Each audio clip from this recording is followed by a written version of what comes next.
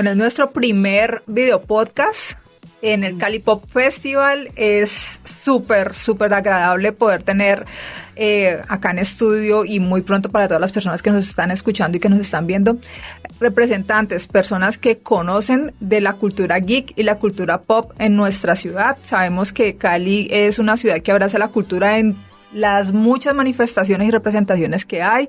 Siempre buscamos tener la oportunidad de disfrutar de nuevas cosas, de tener una agenda en la que todos se sientan incluidos, y hay un grupo de personas que ha venido jalonando desde hace muchos años precisamente para que Cali sea más diversa, para que Cali tenga más manifestaciones culturales, las subculturas urbanas y diferentes a las tradicionales. Hoy estamos con Mauricio Valdés, que es un psicólogo y que nos va a acompañar además para analizar todo lo que tiene que ver con los referentes de la cultura geek. Mauricio es geek, obviamente, promulga fuertemente esta creencia. Tenemos al Negro Lenis, comediante de la ciudad, durante más de 30, 40 años, podría decir. Nació antes que yo. Pues yo nací, una cosa es que tenga esa edad, otra cosa es que ejerzas de que nací, que es diferente. Ya hacía chistes de Star Wars episodio 4. Sí, no, yo en España no te acercas a la luz, no. Y tenemos a Julio de Chinanime, que precisamente es una de esos líderes que se ha gestionado muchos espacios en la ciudad precisamente para que la cultura geek se siga, ¿cómo se dice?, contagiando con todas las personas y lo más que pueda. Es una iglesia fuerte la del Chinanime, por así decirlo. Se hace lo que se puede. Exacto. Bueno, entonces hoy, precisamente como vamos a hablar de lo que son los inicios de la cultura geek y la cultura pop en Cali, primero que quiero preguntarles es, ¿cómo fue el acercamiento? ¿Cómo fue que llegaron a ese momento en el que tocaron algo, que se dieron cuenta que era cultura geek y se contagiaron y ahí se quedaron? Yo creo que más que tocar es una presencia. Yo creo que todos arrancamos por las películas, que fue la primera referencia. Yo realmente más que todo me acuerdo a principios de los 80, Inravisión, no sé qué trato. Eso es historia patria. ¿Qué trato tuvo con Japón? Que empezaron a llegar unas series japonesas. Yo me acuerdo más que todo por la serie de animación, Superagente Cobra, Centella, y uno veía eso y uno, esto es diferente a todo lo otro que te estamos hablando, y te metías. Llegó Sanko Kai, por ejemplo. El tatarabuelo de los Power Rangers, que pocos vimos. Jivan, por ejemplo. Si ve la edad del negro, el mismo se va delatando sin necesidad de que nosotros digamos. Yo los vi a blanco y negro. Y ese movimiento es muy particular porque, por ejemplo, Latinoamérica tiene una ventaja incluso sobre la cultura geek de Estados Unidos, y es que nosotros tuvimos acceso a ese tipo de anime mucho antes de que se pudiera distribuir libremente en Estados Unidos. O sea, aquí esos convenios que tenía Inravisión con la televisión japonesa, hizo que todo eso que nosotros vimos acá, de hecho nosotros incluso tuvimos acceso a series sin censurar, que en Estados Unidos todavía abren los ojos cuando ven, por ejemplo, que nosotros vimos las historias, y ya muy posteriores, ¿no? Pero por ejemplo Sailor Moon, acá llegaron las traducciones de Sailor Moon con las relaciones como se presentan literales, los animes originales, y después con el tiempo los cambiaron, la verdad, pero ellos fueron censurados, pero haciendo la corrección. No, era más censura que corrección. Sí, porque las originales decían que cualquiera se sonrojara por el poder de la luna. Y el Bakugan lunar. Cuando llegó inicialmente, sí, todo eso. ¿A qué rica? Muchas cosas que nosotros vimos. ¿Sabes que era algo también muy curioso de esa época? Que llegaban novelas japonesas. Novelas, dramas, pues... ¿Diorama o novela? Sí, novelas, pues, que allá le dicen diorama, que uno más o menos lo traducen acá. O sea, realmente solo me acuerdo dos, de una reportera y otro que se llamaba El Samurái Justiciero, que lo pasaban en revisión. Pero era era algo súper underground, que uno tenía que estar pendiente cuando lo pasaban, realmente. Sí, pero era lo otro, que no tenía un horario, pero uno capturaba eso, y eso fue el primer acercamiento. Pienso que para mí, por lo menos, fue el primer acercamiento geek, o sea, a esa vaina, y ya es cuando uno empezaba a decir, yo quiero eso. Es más, el niño que uno envidiaba y quería deshacerse era aquel que trajo por primera vez un Mazinger Z a la cuadra. Sí, porque además el tamaño porque además eso no se conseguía que acá. disparaba los deditos y todo. Que sacaba la nave. La nave y todo. soy muy pobre, soy tan pobre. Bueno, Muy la coincidencia de clase. bueno, Mauricio, cuéntanos por qué creemos que nosotros que la cultura geek tiene un impacto tan profundo en las personas, precisamente con lo que comparte Jonathan, de esa necesidad de quiero tener ese juguete, My Precious. El My Precious lo vivimos nosotros en carne propia desde hace muchos, muchos años. ¿Por qué crees que sea eso? Porque crea esta sensación que se está creando aquí, o sea, es una sensación doble de comunidad e identidad. Esto nosotros lo vimos como parte de nuestra infancia y cuando nos vinculamos con algo tan particular, vamos entendiendo también que son experiencias al mismo tiempo personales y que compartimos con personas como muy particulares. No todo el mundo se acuerda de todo esto como nosotros lo recordamos. Entonces, como se vuelve parte central de lo que somos ahora y del tipo de experiencia que seguimos buscando, entonces también, digamos, cobra una fuerza y nos permite establecer este tipo de conexión. Sí, aquí nosotros tres, por ejemplo, no compartimos muchos espacios, pero estos recuerdos que estamos compartiendo ya crean esa sensación de comunidad. Entonces se vuelven parte de quienes somos. Más adelante, cuando vamos creciendo y vamos empezando, por ejemplo, en el colegio y más grandecitos que sobra, uno deja de comerse la lonchera para empezar a comprar cómics.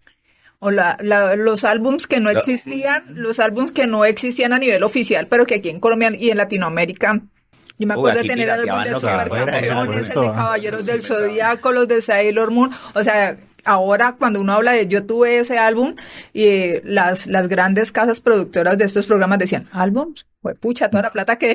Sobre todo que acá existía una aberración que yo no creo que se viera en otras partes, que eran los álbumes que eran tipo chequera, que se iban llenando y desprendían y uno reclamaba. Uno reclamaba por página llenada. Sí, exactamente. Pero ¿por qué voy a hallar mi página? Y la colección si llenaba el álbum completo era el repremio, que uno decía, tengo que reclamar el Mazinger Z Gigante.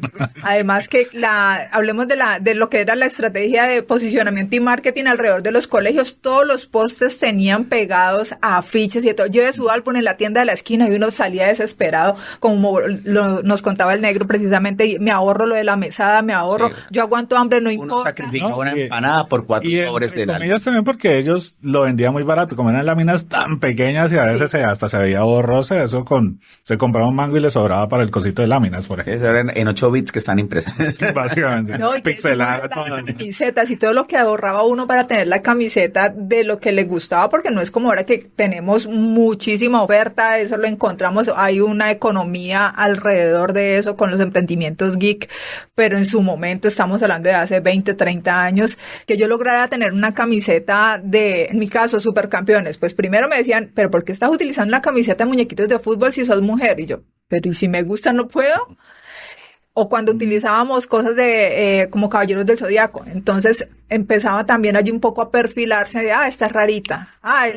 Esta no es eso va por parte y parte, porque los hombres que veíamos Candy Candy también le decían lo mismo, pero esa es una novela, pero es que Anthony. ¿Qué haces llorando por Anthony? Hace poco mi esposa repitió toda la novela Candy. ¿Cómo veíamos eso? No, ¿cómo estamos sanos? ¿Cómo estamos sanos? No sé realmente después de haber visto... No sé si se acuerdan. Pero acabas de dañarme mi esencia, o sea, ya... Es que eran series muy crueles. Marco, José Miel, que era una sentencia de muerte. Todos los amigos de José Miel se morían. Es que José Miel es tan descarado que en las figuras de colección de José Miel es con los amiguitos muertos. El cierre de pero capítulo. Por el amor de Dios, en serio, descarado. Era una sentencia de muerte. Hola, soy amigo José Miel. Ay, es como ser el negro de la película de acción. Ya sabes que vamos a morir. Ya sabemos que va a morir.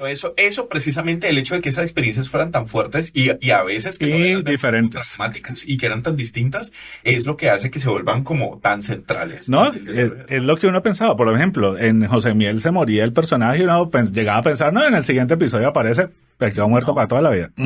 No como en otras series. El dragón, ahí no había nada de revivirlo. No había nadie que le hiciera, hay que hacerle un duelo al personaje, porque el niño tiene que aprender a que trascienda. No, nosotros sangre, vísceras, tripas, eso es lo que nos hizo lo que somos, dañaditos.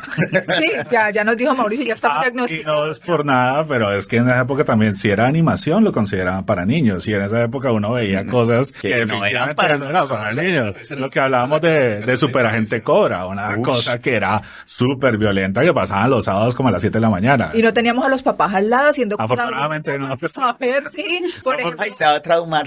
No. No, esos son muñequitos. De lo que está haciendo, está viendo muñequitos. Ah, no pasa nada, vaya. Y lo peor de todo es que después se la montaron a series que no tenían nada que ver. Yo me acuerdo toda esa cacería de brujas que se hizo alrededor de Dragon Ball o cosas por el estilo, que eso era el demonio. Los Simpsons también cayeron ahí. Bueno, pues, que si lo reproducían al revés, sí, que si sí, predecían sí, el futuro, que si predecían el futuro. Bueno, Julio, contanos en tu concepto, en el amor, en todo lo que sientes, esa pasión por la cultura geek, ¿cómo la podrías definir? ¿Qué es cultura geek? Yo creo que todo aquello que nos gusta y que no perdimos cuando crecimos, básicamente. O sea, todas esas aficiones que nos pueden llegar a tener que de pronto no nos, o en lo normal de la parte cotidiana, no aportan monetariamente, pero que es algo que nos aportan emocionalmente. Bueno, no aporta monetariamente, pero por ejemplo ya tenemos espacios acá en Colombia que se han ido afincando, se han ido posicionando, está el sofá. No, claro, pero uno como aficionado de pronto no tiene esa cosa y mucha gente siempre critican hasta la persona que va a jugar FIFA en su Play. Este no ha crecido, este no ha madurado. Exacto. Son cosas que uno es consumidor, que, o sea, que implica una salida económica más un ingreso. Algunos que, lo acabas de decir, viven de eso, han logrado generar ingresos a través de eso y pues ya eso es economía geek, que es diferente. Pero nuestra cultura es precisamente eso, aquello que no tuve plata para comprar a los niños, ahorita para eso trabajo, mi Dios proveerá. Sí, lo consigo, porque hay un artículo de colección que vale en cuántos millones.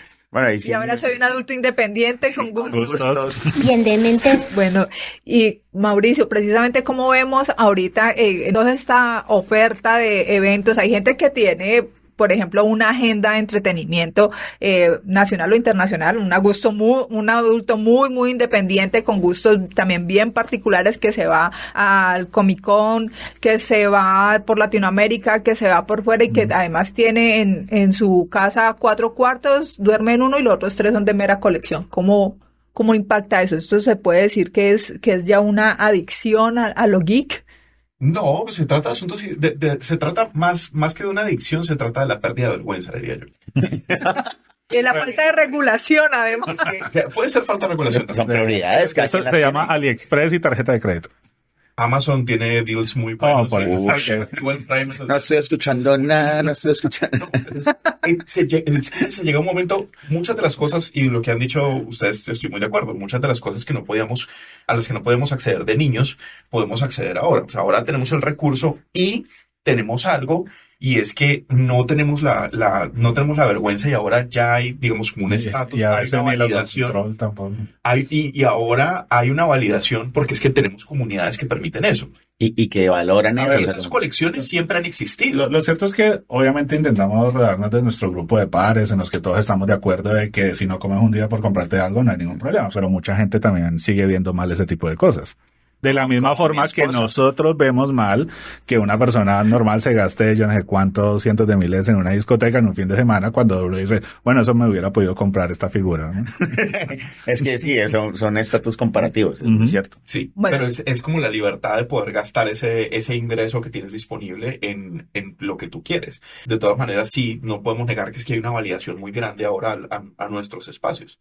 Sí, o sea, mi papá tenía colecciones de cosas de muñequitos. Mi papá tenía una colección, tenía una anaquel. Pero las mamás tenían la porcelana. Sí, con el dedo torcido. Esas eran las figuras de acción de... Mi papá estaba justo en la mitad. Mi papá tenía un anaquel de 2 metros y medio lleno de figuritas de Garfield.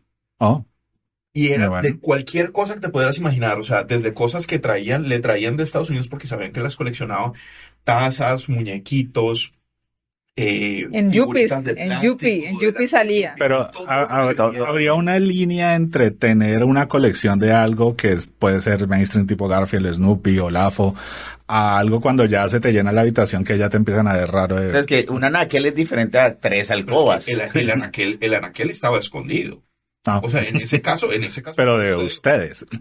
No, del público O general. sea, Ah, ok. era el altar Era de el tu papá. templo, era en la casa y era el era la templo. colección de figuritas de Garfield de mi papá, pero eso no era para que lo viera todo el mundo. Ujú. Ahora, similar, en esa época empecé a encontrar que había muchas casas donde había cosas similares de los intereses particulares de la gente. Lo que pasa es que ahora lo que hay es que nos hemos ido dando cuenta también y se ha ido volviendo más abierto que esos intereses particulares son legítimos y que se ha legitimado eso porque así la gente... Creo que se ¿Por qué legitima. esconderlo? Sí, no, o sea, se ha hecho más que a través de las redes sociales que la gente haga público ciertas particularidades de sus propias vidas también. Y hay gente muy abierta en ese sentido de mostrar, bueno, es que tengo esto. Además- Muestran lo que desayunan. Y se convierten como medallas, ¿no? Ujú. Miren la que conseguí. O sea, en el caso, ¿cuál sería tu unicornio, tu ballena blanca que no has podido conseguir y que te gustaría tener?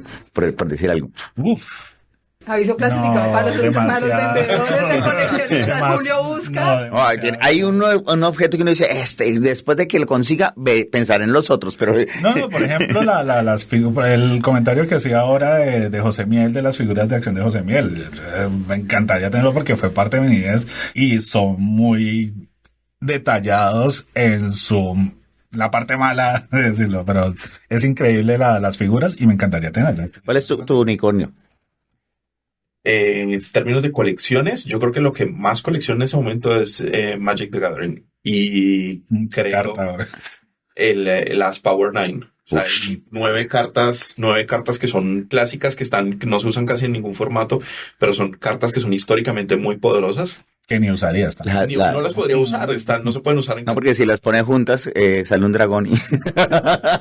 Las he tenido en la mano, o sea, sí, pero esa sería Y con el guantes y santo todo. grial. Bueno, ya sacudieron el alma, ya se acordaron de todas esas cosas que nos han traído precisamente a ser parte de la cultura geek. Echemos un poquito de para atrás el cassette y acordémonos en Cali, puntualmente en Cali. ¿Cuáles fueron esos sitios en los cuales se daba la oportunidad para que lo geek, lo ñoño, lo friki, sé quién tú quieres? Hay una pelea interna ahorita. Estábamos peleando precisamente en esa recordación de historia que dónde fue el primer punto o el primer lugar donde hubo una representación de lo nuestro. Y a lo largo de la historia, pues digamos que lo más comercial que referimos fue la ludoteca. Antes de la ludoteca estamos hablando de Astrolabio. Que pues teníamos la discusión de en qué momento la historia apareció, 90s, 80s, que ahí está la confusión. ¿Has nacido, Nex? Sí, yo ya caminaba. Son como de... Habían pasado muchas lunas desde que este hombre andaba por la faz de la tierra. Porque, por ejemplo, dentro de las cosas que tengo presentes es la ludoteca de San Antonio, no, la de San Fernando, y a la vez que estaba esa ludoteca en San Fernando, en Bogotá estaba... La librería francesa, que era el referente. La francesa duró muchísimo tiempo también. Y en Medellín Pues, tenía todavía existe. Sí. O sea, las principales ciudades del país como que todos también iban en el mismo proceso de construir precisamente unas comunidades, no diciendo "Oh, vamos a construir", sino como que veamos qué desocupado viene y a quién le gusta, con quién más se comparten estas cosas, y hoy en día ya tenemos pues muchos. Pues digamos que fueron los primeros lugares físicos de reunión, porque pues habían referentes que eran los supermercados donde uno veía juguetes que uno decía, uff, no, ¿sí? Y que eran escondidos, ¿no? Hasta ciertas tiendas de barrio que hasta tenían cómics, obviamente traídos de México más que todos, esos que eran como sepia, no sé si se acuerdan, que mucha gente hizo sus colecciones ahí de Calimán. Memín, mi papá tenía la colección completa de Memín Pingüín. Mi papá tiene la de Calimán. Entonces, se podían... Una que no me la ha dejado ver. Me dice, sepa lo que la tengo por allá. que tengo la versión de radio de Radio Teatro Nacional. Sí. Bueno. No me la suelta. Yo creo que esa va a ser una herencia. Entonces, Sí, hubo pequeños puntos que uno podía tener algo de sus aficiones, dígase con cómic o lo que sea, pero digamos que los primeros centros es... yo me acuerdo de una de las primeras ferias del libro que se hizo, que allí participaron los que hoy se les conoce como Cali Comics. También empezaron a hacer algo alrededor del cómic, primero en la feria y después tuvieron su evento aparte.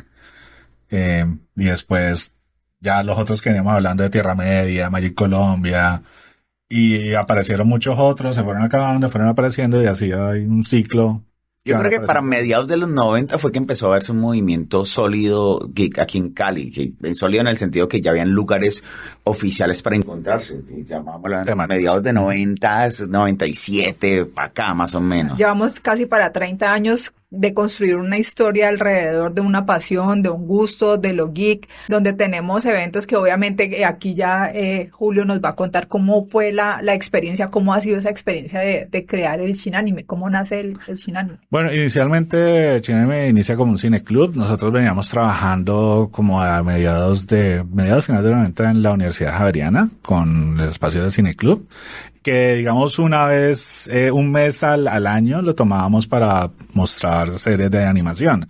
Después de ahí, digamos que el proyecto gustó y nos fuimos yendo a otras universidades. Llegó un punto en que entre todas las universidades, de toda la gente que se conoce, dijeron, bueno, vamos a hacer un evento de ciudad. Y en el 2001 hicimos un evento que incluyó Confandi, Confenalco, Universidad Javeriana, Universidad ICESI, Universidad Autónoma, la Santiago, Corfere, no es Corfere, no, el que queda enfrente del Centro Cultural de Cali. ¿Cómo se llama? ¿CECEP? No. No. Bueno, ProArtes. ProArtes. Se incluyó varias, fue un gran experimento, pero digamos que implica lo que veníamos hablando de otro. Mucha gente empezó a salir de las universidades, empezaron a dedicarse a otras cosas y se perdió todo ese impulso que se venía. Y finalmente terminamos nosotros por aparte con un espacio, empezaron otros a querer hacer otras cosas en el espacio. Entonces digamos que a principios del 2000 sí fue una época que hubo grandes cosas que se fueron perdiendo, pero pues muchos empezaron a trabajar por aparte, muchos dejaron la parte de la cultura geek. Llegó una generación nueva que quería hacer cosas, también salió, llegó otra generación nueva y ahí sucesivamente digamos que van apareciendo continuamente personas que quieren trabajar al respecto, sino que por lo que veníamos hablando, por diferentes cosas laborales, se fue perdiendo ese impulso de los diferentes eventos. Nosotros hemos estado ahí, como te digo, iniciando con un cineclub, después empiezan a hacer los primeros eventos y vamos intentando meterle cosas diferentes, porque inicia como cineclub de anime, pero le fuimos metiendo ciencia ficción, literatura fantástica, cómic y recientemente K-pop, que está pegando bastante. Sí, las culturas asiáticas que las vamos a tener en un próximo episodio aquí en Caliverse. Bueno, Negro, contanos también cómo termina un comediante influenciado por la cultura geek y prácticamente lo llevas en todo, pues, o sea, lo vestís todo el tiempo, lo hablas en los shows, o sea, ya creciste, Negro. No, yo me niego a recibir ese título de adulto. No, o sea, realmente, pues es la esencia. De adulto, mía. sí, responsable. Es la esencia como individuo, lo decía Mauro ahorita. Uno creció con eso, se formó con eso, es la línea de vida que genera la identidad y todo eso se refleja precisamente en mi comedia. Entonces, hablo, pues en mi comedia hablo de todo lo friki que soy, me burlo de las series, de las películas, de la coherencia e incoherencia de algunas cosas que ve uno, porque pues obviamente uno sigue estas vainas, pero tampoco traga entero. Entonces, la comedia se nutre de la cultura geek y a la vez la cultura geek se nutre de la comedia porque se hacen correcciones a lo largo del tiempo, porque los comediantes tenemos, digamos que en ciertos ámbitos la comediante tiene mucho poder de opinión y genera movimiento de masas. En Colombia uno ya se ha llegado a ese nivel, pero digamos que lo que influye es nuestra identidad, nuestra personalidad para lo que se ve en escena. Entonces yo vivo constantemente esto, me encanta ver series, películas, vivo de todo, sigo todos los movimientos que haya. Entonces eso se representa en mostrar nuestra identidad como caleños, porque es otra cosa, identidad como caleños a través de lo geek. Entonces eso es lo que estamos haciendo. Bueno, Mauricio, contanos cuáles podrían ser algunos elementos clave de la cultura geek con tu experiencia primero como geek, ñoño, friki y después profesional con todo ese contexto, haciendo como esa suma, esa mezcolanza, ese sancocho, ¿cómo podríamos definir allí algunos elementos? Geek y todos y vamos el que no tiene a tomar. camiseta. Sí. El más geek y el Sí, que menos. el más geek y no tiene Y camiseta. las que, amigos televidentes, esa pregunta sale en el ECAES, así que pilas con la vuelta. Esa respuesta va a ser fundamental. Mire, si hay algo central de esta búsqueda, porque lo estamos buscando y los tres lo hemos dicho, esto es forja identidades. Y si hay algo que caracteriza eso, es como esa certeza, esa madurez para no madurar. Porque lo dijo Julio ahorita, esto que se hace, uno arranca y arranca formando cosas y hay gente que se va cayendo en el camino y que dice, no, ya no quiero hacer esto, ya esto no me gusta tanto, estoy en otra cosa, ya la moda pasó. Dices, no, hay personas para las que esto se vuelve central y que lo van a seguir desarrollando y que lo van a seguir fomentando y que lo quieren compartir con otros. Eso es lo que genera, digamos, los cambios culturales a largo plazo. Hay muchas modas que vienen y van, pero lo que estamos viviendo con la cultura geek en este momento es que se vuelve tan central que ya se vuelve una forma incluso de estabilidad. Porque antes se veía como, no, esto es un pedacito, esto es mi gustico, o sea, no, esto yo puedo vivirlo como parte central de quién soy, de qué deseo, de cómo quiero vivir. Que eso es lo que soy, es mi esencia. Esto es lo que soy. Eso es lo que abrazamos. Pena, definitivamente. Que uno se presenta y ya uno se puede presentar y hay espacios en donde uno se presenta ya con sus credenciales de geek. Y hay gente a la que uno se le presenta ya y dices, buenas, yo era la cortesana fea que conociste en tal misión. En tal concurso de cosplay y el otro, ay, sí, yo te recuerdo, yo era el Khajiit de...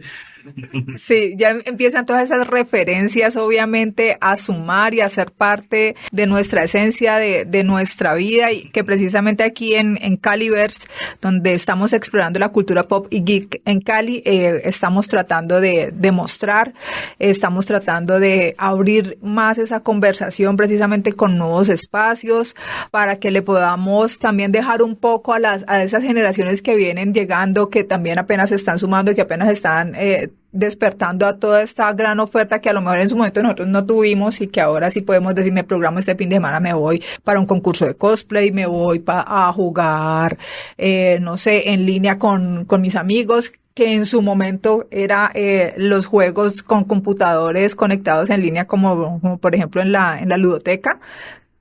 Algunos de los primeros juegos hacia los 90, nada más habían 2 computadores y esos en línea, y hágale como pueda. Pero en línea literal, un cable que iba al otro. Sí.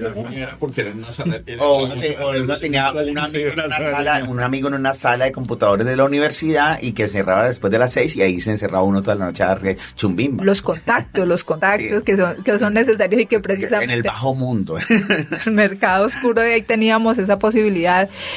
Precisamente lo geek lo que hace es eso, es darnos la oportunidad de crecer, darnos la oportunidad de sentirnos únicos y especiales con lo que somos, a abrazar esos gustos, a abrazar esa pasión, y aquí en Caliverse tienen su espacio. Quiero agradecerles a ustedes que nos han acompañado en este primer episodio, decirles que vamos a estar por este medio contando más datos, dándoles más información, más anécdotas sobre lo que es la cultura geek, la cultura pop en nuestra ciudad.